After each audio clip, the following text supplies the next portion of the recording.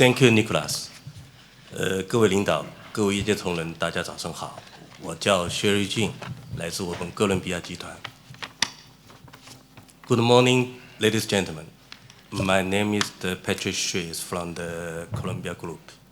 So today is my great honor to be invited to moderate today's discussion panel. Today our subject is for the new building and the fleet renewal. What's the next? So as my personal opinion, this subject is quite hot among the Chinese shipping industry, particularly for Chinese owner. And also why the subject is quite hot, because this will be affected by the two events which is happened last week. So maybe this reason the Capital Link arranged one more speak here compared with the previous speaker. Thanks for Capital Link good arrangement. Then I don't believe that everybody already be aware. The two events happened last week.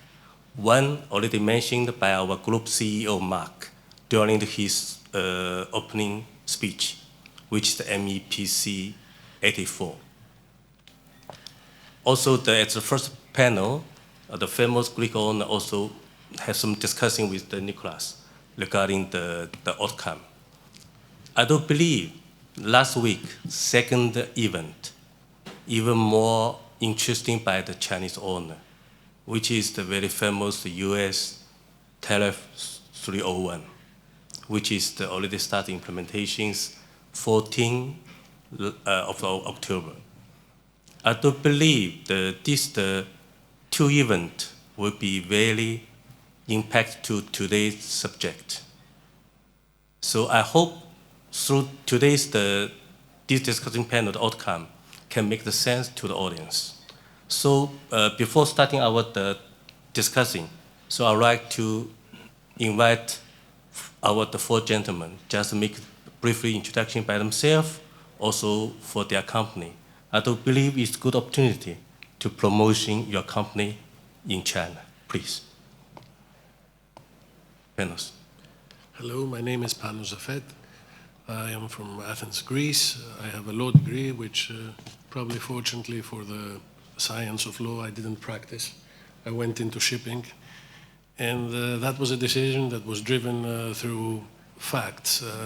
My father owned a ship agency, and he passed away quite early, unfortunately. So I had to take over, and gradually the company that was based on agency after happened to be a chartering company, a liner company, and then, of course, the next step was ship owning. And we are now in the dry bulk sector, focusing mainly on Panamaxes and Kamsarmaxes type of ships. Thank you, Panos. Nikolas? Hello, good morning. My name is Nikolas Vaporis. I represent Capital Shipmanagement. I'm the Chief Technical Officer. Capital Shipmanagement is based in Piraeus, Greece. We run a diversified fleet of LNG carriers, ammonia carriers, LPG carriers, CO2 carriers, tankers, containers, and bulk carriers, and recently OSVs. We have a fleet of 150 ships, and we're continuously developing our fleet. The company is also listed in New York Exchange. Thank you. Thank you, Nikolas. Konstantinos. Hello, everyone. My name is Konstantinos Angelakos. I would like to thank Capital Link for the invitation today and for allowing me to represent IFCHOR GALBRAITHS. IFCHOR GALBRAITHS has been the merger of IFCHOR and GALBRAITHS since 2 years ago.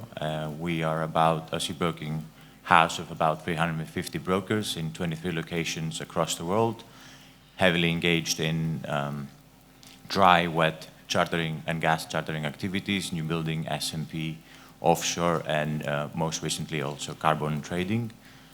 Myself, I'm leading the new building efforts of the company, and I thank you very much for your attendance here today. Thank you. Dimitris, please.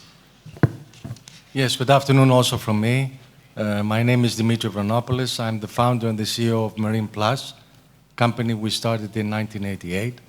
I've been actively involved in China in various sectors since 1992. The main activity is shipyard representation for dry docking. We do around 300 dry dockings a year. 70% of that is in China. We have a new building activity as brokers only in China. Luckily, we just signed an LOI yesterday with a Greek owner for a bulker order in China. And we also have a third activity for representing equipment makers. Our portfolio is mainly made up of Chinese makers. We're very comfortable here in China. We like to do more business with Chinese companies. We're extremely impressed with the progress that's been made over the last 30 plus years. Again, I'd like also to thank the Capital Link and thank them again for inviting me for the third year. Thank you very much. Thank you, Dimitris. Okay, let's start. So I do believe, regarding today's subject, I do believe that there is many influence the sector. For example, the ship's price. Now, compared with 4 years back, the newbuilding price already relatively high. Even beginning of this year, a little bit drop. The second, the geopolitical. Also, the international trade. We cannot say trade war. We say the trade friction already will be influence of the owner decision for the fleet renewal, also the new building plan. Of course, the third is we already said the MEPC. The fourth is the USA tariff, the 301. So my questions would like to go to the panels, also the Dimitris. So take consideration of the 4 aspects or 4 sectors just now already mentioned. So as the owner, how to make the fleet renewal plan? Panos, please.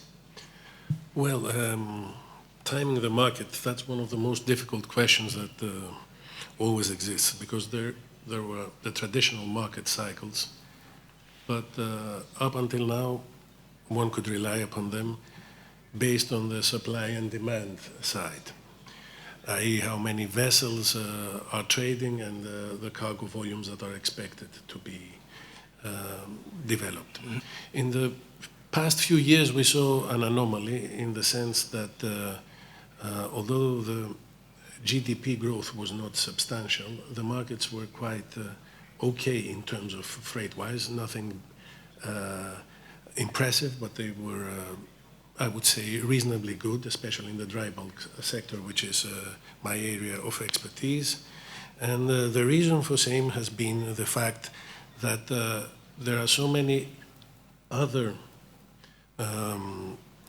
reasons for which this strategic balancing act of deciding the fleet renewal has been affected.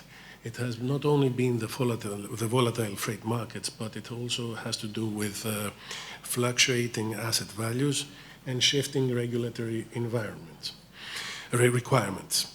So, despite the fact that, as you correctly said, there is a slight peak in the prices of new buildings nowadays from the historical highs, delivery slots are rather limited, and anybody who is looking pragmatically to get a new building should be contracted now, should be looking for delivery after 2028, which is quite a long time ahead of us, especially given what we are facing, which is uncertainty because of the geopolitical risks and the ongoing conflicts, and that you already touched upon, either by US 301 or also by the Chinese countermeasures that have been already in force.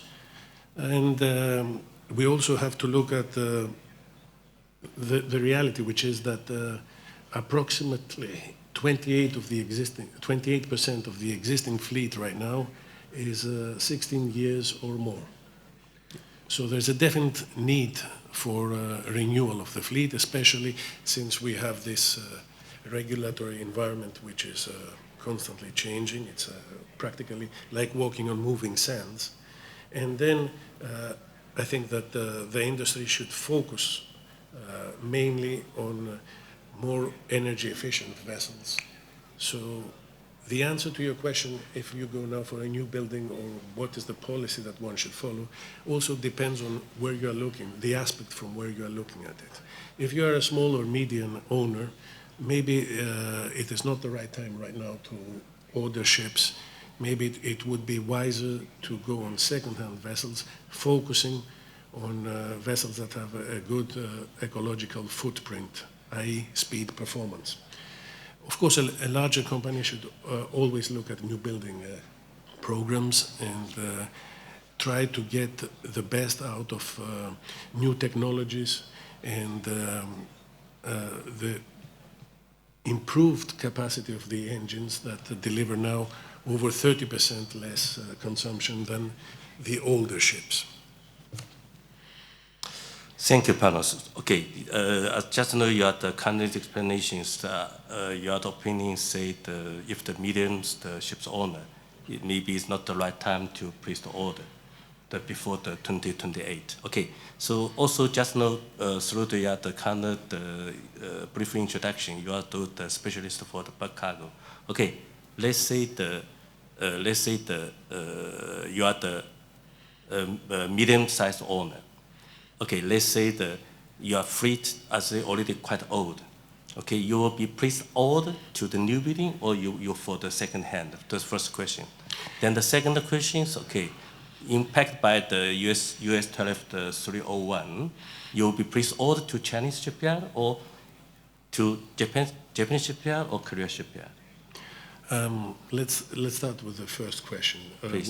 what you would do. Right now you should do an interim policy until things are clear. I believe that these acts that have been in place since 14th of October will not last too long because there's no way that the tide of globalization is going to be reversed. Mm-hmm. It is something which is temporary.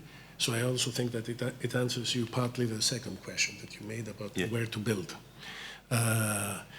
Right now, a median owner would have to invest intelligently. This means look at the energy-saving devices, look at the effective hull treatment to reach measurable CAI improvements. Then, of course, as the previous panel also mentioned, you have to digitize decisively to improve voyage results and performance.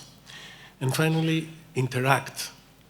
As Mr. Prokopiou said, you have to interact with the regulators and not let them do things that are in their imagination and they cannot be easily performed. Everybody is for the green shipping and a better environment, but this has to be done at a step-by-step procedure which can be implemented and not only put on paper. Thank you. Okay.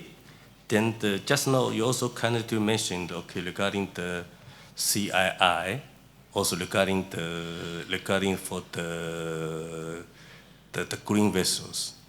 So now as remember as the first panel, our famous Greek owner George already say, even there are some green fuel ready, but nobody will be used. Then the second, his idea. Okay, my personal, fully with you. We cannot talk about the green fuel which not exist. We still have the many technical problems.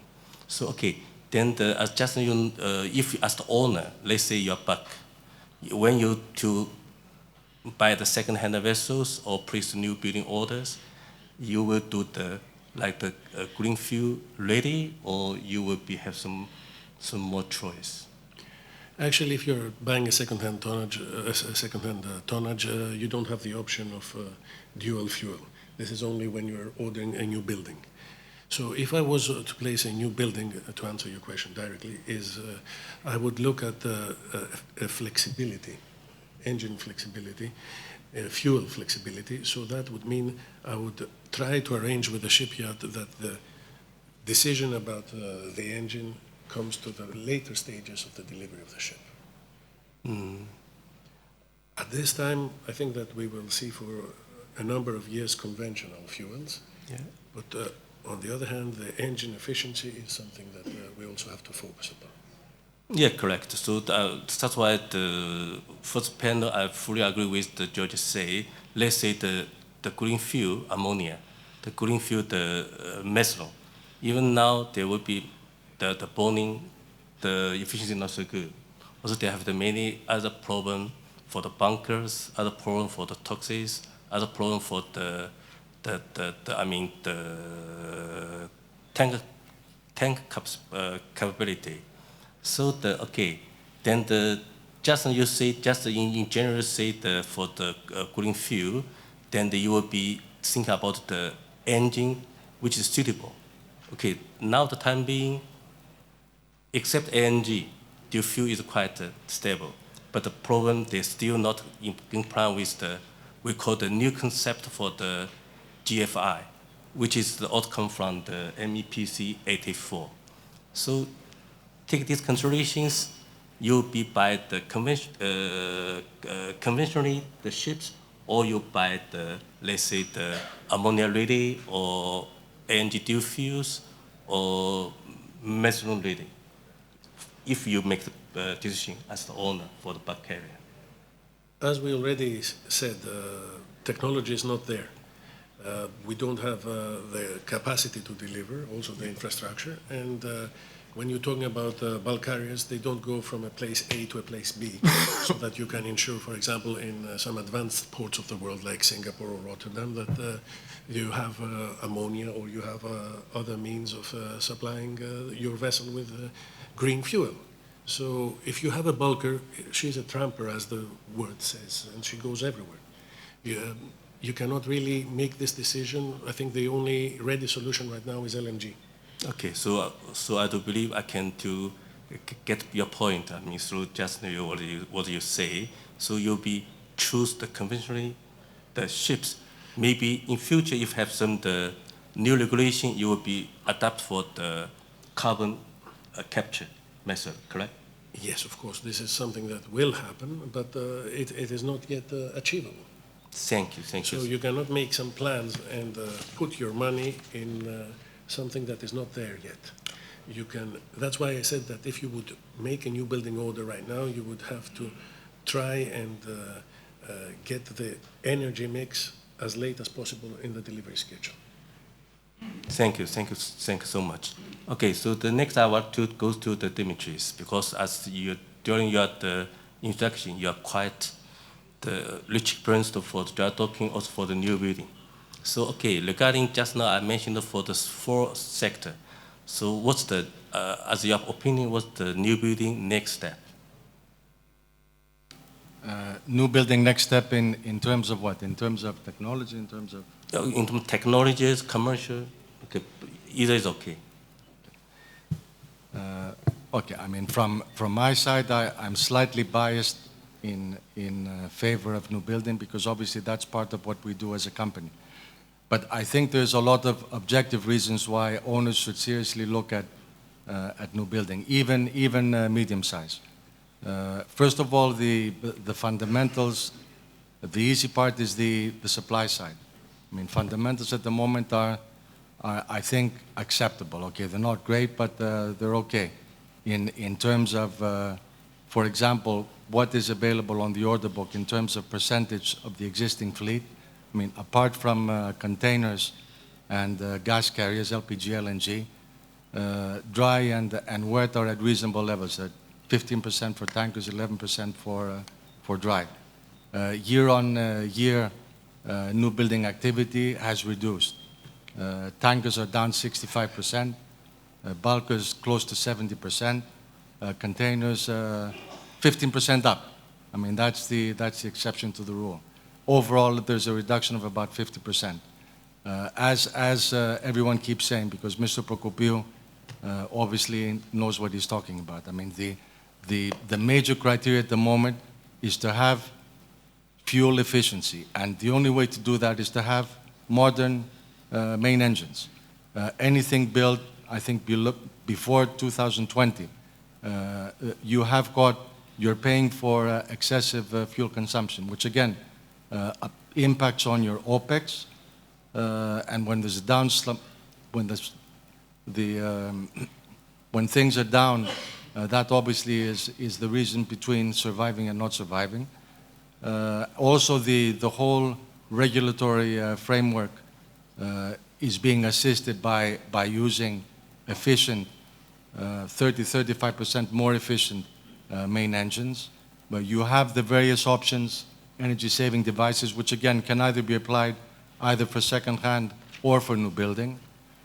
So again, in my opinion, in the upcoming regulatory framework, I mean, I think now that prices have softened a bit, I mean, there was a downturn in the beginning of 25, nothing to write home about. Generally, new building prices are at a high compared to, let's say, the last 10-year cycle.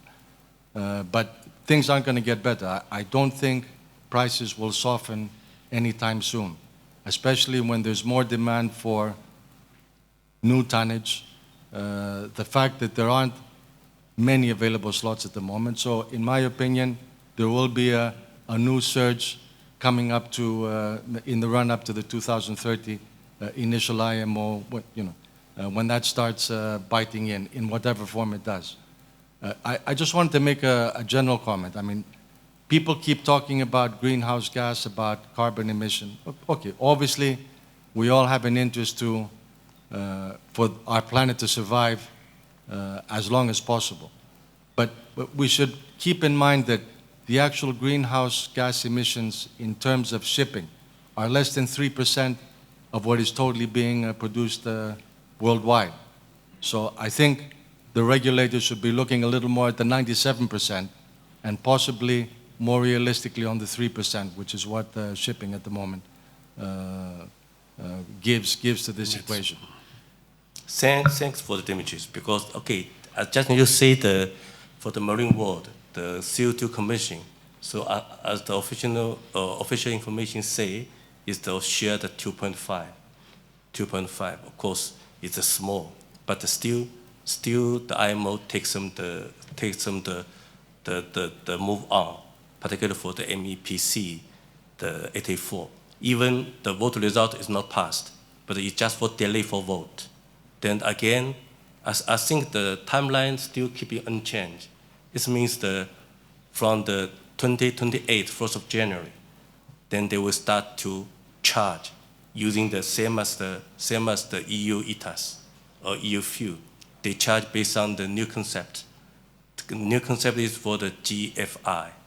They will be charged based on the GFI. They also have the tier 1, tier 2. So my next question goes to Dimitris. Okay, regarding for the new building, as the owner, okay, they will think about just for the using the normal ships. Okay, further will be adapt for the CO2 capture method. But as the new building shipyard, they need a consideration for the research or study, which is the high potential, the green fuel will be used for the next generation. The next generation, we say the 2030, because even now already almost shipyard already occupied. The question is which is as your idea, which is the most the potential the green fuel will be used in future, like ammonia, like the methanol, or like the hydrogen, or even the nuclear. What's your opinion, please?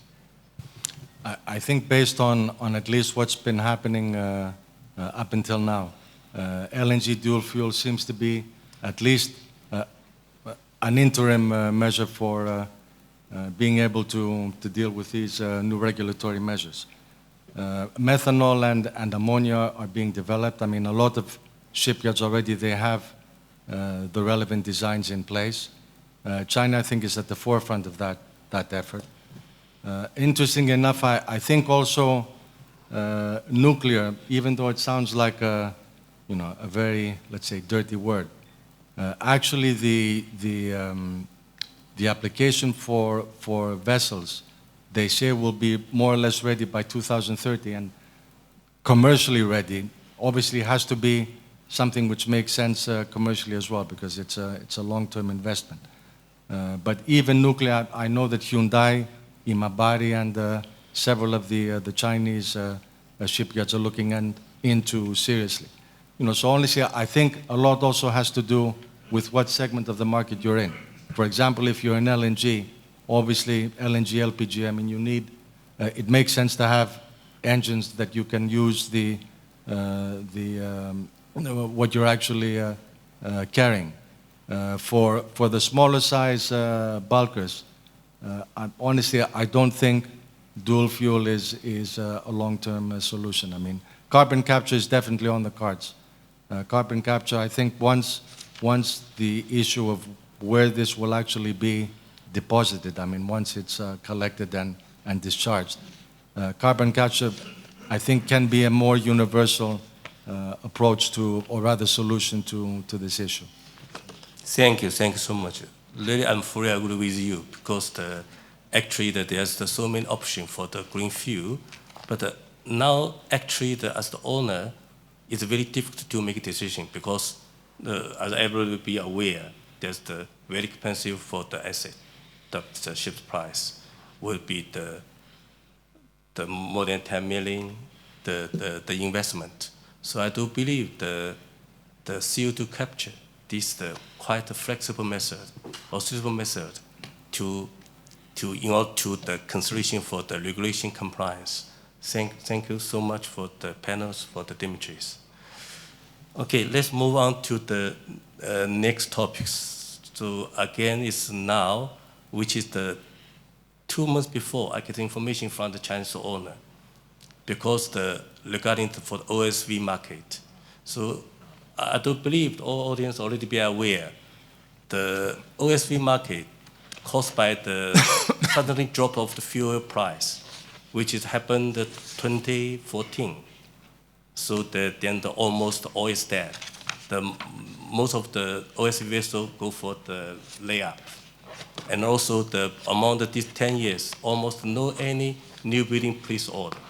So now the questions, according to the last month I get information, say from the 2025, coming 6 years, annually the increasing demand for the OSV vessel, annually ratio goes to the 7.3, is very high. So I also know many Chinese owners already started this new building project. So I'd like to make this question to the Nikolas, because based on his kind of introduction, he also have a little experience for the OSV shift, OSV market. So please, what about you think now is good timing for Chinese owner to place new order for OSV vessel? Okay, well, I will tell you first what we do at Capital. As I said at the beginning, we have a very diversified fleet, and our commercial guys some 3 years ago spotted out what was your introduction, and we entered into the OSV market by second-hand tonnage. Actually 8 ships, mostly built in Europe, came to our group more than 2 years ago, and they are running in North Sea and Brazil.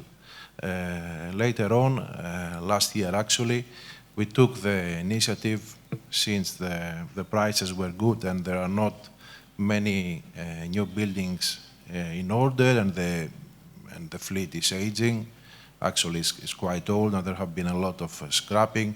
We placed 2 orders here in China at Mavei, 12 ships actually, with 2 different design offices from Europe, very high spec ships that are actually destined to work in Brazil and again North Sea.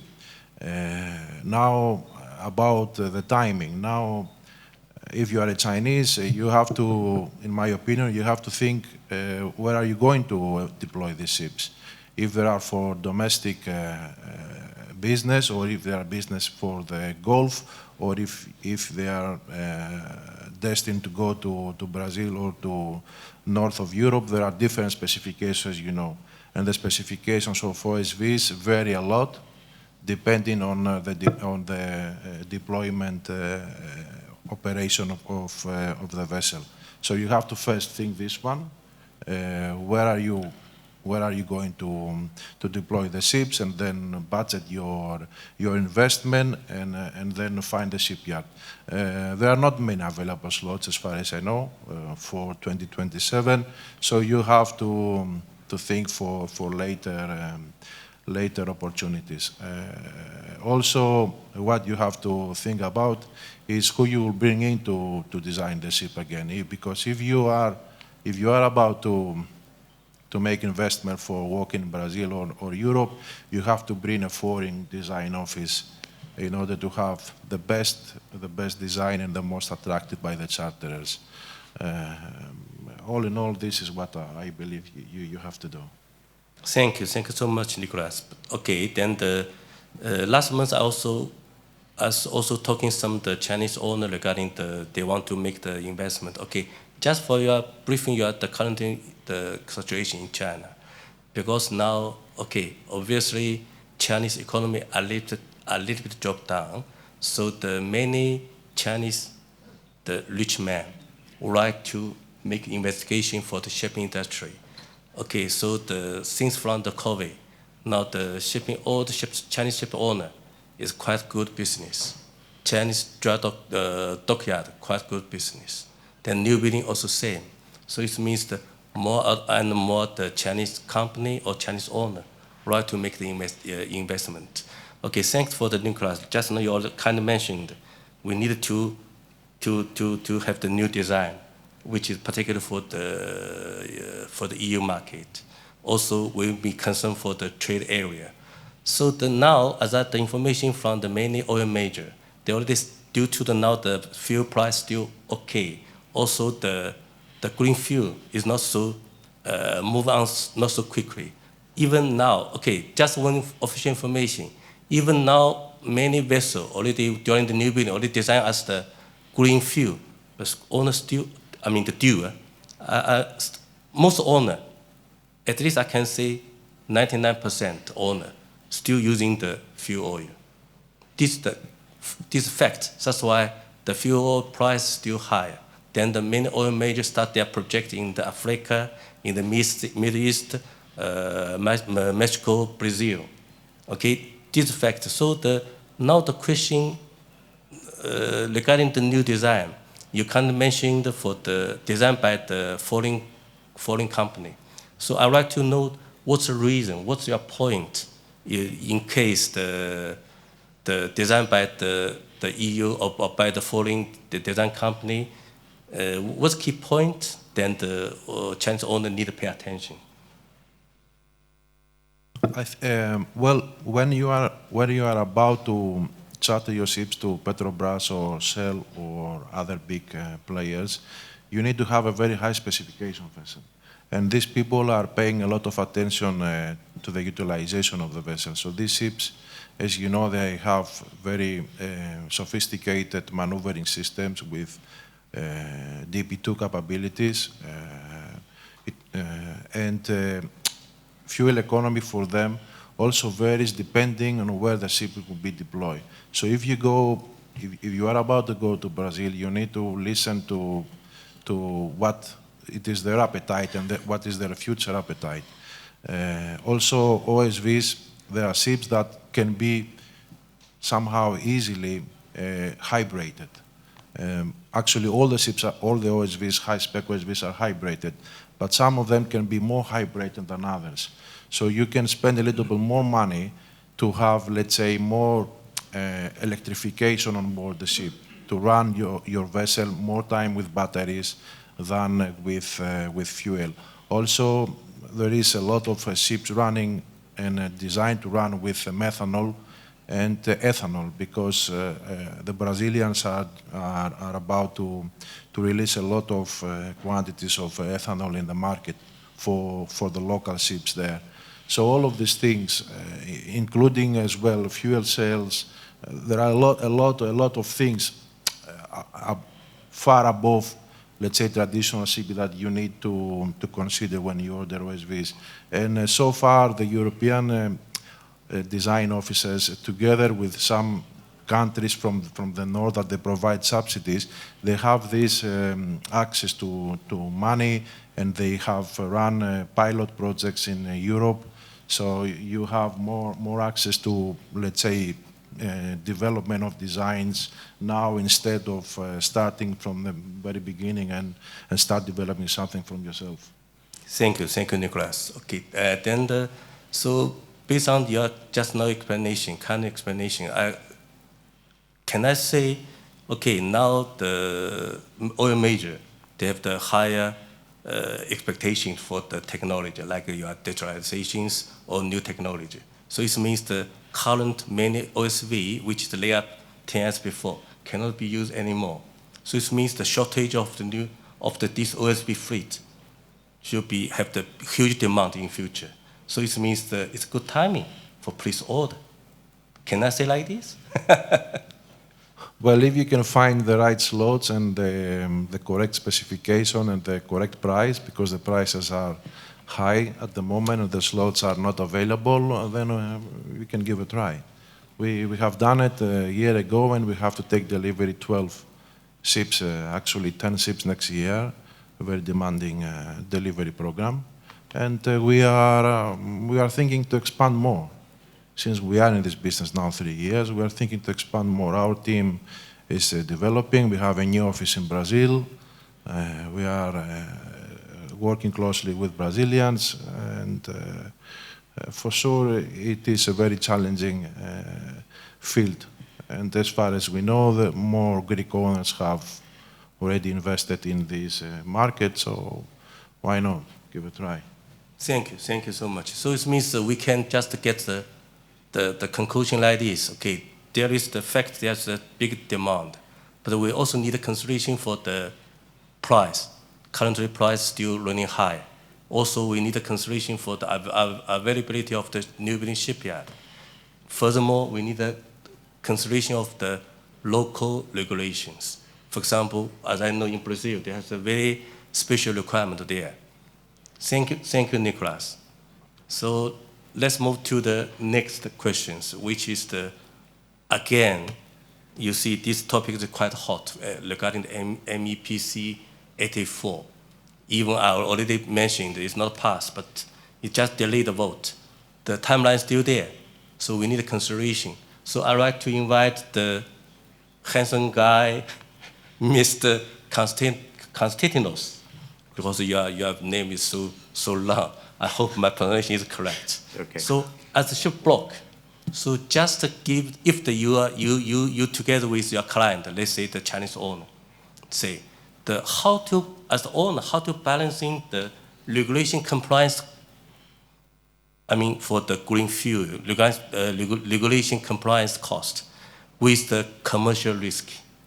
So which actually already mentioned a lot before, even the first panel by the Mr. George. Please. Thank you for your question. I think it's a very multifaceted answer in the sense that there is no right answer for all of the fleet. It's very segment specific, and I think it's also size specific. On the other side, it also depends on the fleet one owner will have. So it's a different question, a different challenge if you are the owner of 5 bulk carriers, and a different question if you are the owner of 100 plus ships with a diversified fleet of 100 plus ships. On the one hand, I think there is that's also the challenge of compliance is the fact that there is a big barrier of scaling just because there is no one unified solution for everyone. And I think in extension to that, the theme today was doable and desirable. So there's one thing to look at the future and say there is one solution that we can apply, everyone can apply with a very high degree of certainty that you could comply and feel certain in your decision. And then there is the doable, which is what is readily available, and one can take you over to the next stage. What is the bridge solution? We see solutions, for example, on LNG carriers and PCTCs widely adopting LNG because it makes sense to burn what you're already carrying, in the same sense that we have LPG adoption almost to 90% on VLGCs and VLACs because you bury what you carry. But then we look at container ships and we see that they're also adopting a lot of LNG. I think that makes sense for them because if you have an operational profile where you can be certain you're going from A to B, if you have a very good opinion on what your endurance needs are, then you can apply dual fuel solutions like LNG. It's the same case we've seen on higher adoption of dual fuel options on VLCCs or Newcastlemaxes. That's because you have a very good operational profile predictability. Going into the smaller segments, the Kamsarmax, the Ultramax, the Handy, that's where the real challenge is. The cost of applying dual fuel options is significantly higher compared to the base capex. So you need at least 30% more on an Ultramax than applying dual fuel than if you were to apply on a VLCC where the extra capex is about 15 to 18%. So there are barriers of cost and there are also barriers of infrastructure. The operational profile of a smaller vessel means you don't know where you're trading at any given point of time. You're not going to the major ports all the time. You don't have the infrastructure to support dual fuel operations. And so really the challenge is on the smaller vessels as we see it today. And therefore, for these vessels, you have to do what is easiest to adopt. So the easiest to adopt is perhaps a new building with a boss cap fin, a MEVI stacked, a better paint, a shaft generator, easily applicable technological solutions. For the bigger vessels, we do see a trend on the LNG. Methanol was high in adoption in 2023, but we saw it coming down in 2024. And I think part of that reason was because people realized that finding green methanol is not as easy as one thought. So going forward, there are also other solutions like ammonia, but scaling of ammonia will take several years and will take us post-2030. We need green or blue ammonia in order to comply with the regulations. And so we need the scaling of carbon capture technologies for the blue part, and we need the scaling of renewables on the green part. And of course, a very big challenge on top of this is the human element. The fact that we are already lacking 80,000 crew across segments and across sizes. And if we add the complexity of technologies and realizing that not all crew knows all of the technologies and doesn't know how to run every ship, then perhaps that shortage is magnified and is significantly higher. I think going forward, the question is what is the cost of carbon and what is the cost of compliance? And that is the comparison that one needs to have.